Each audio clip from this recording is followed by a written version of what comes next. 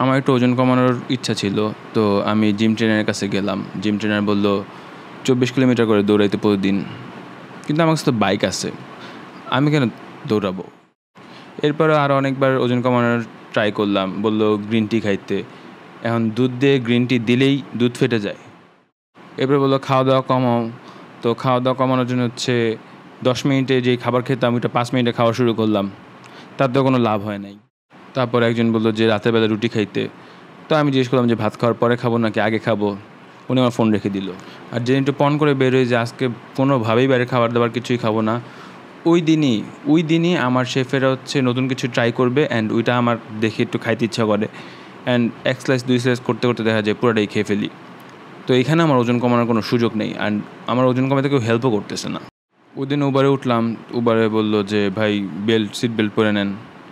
তো আমি বললাম যে ভাই বেল্ট তো বন্ধ হচ্ছে না।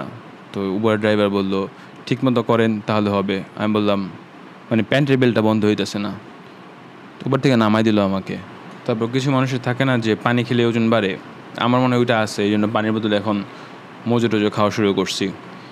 এবার ওজন কমেই ছাড়বে আমি যতদূর বুঝতেছি। সো আজকে এই পর্যন্তই থাক। আল্লাহ হাফেজ।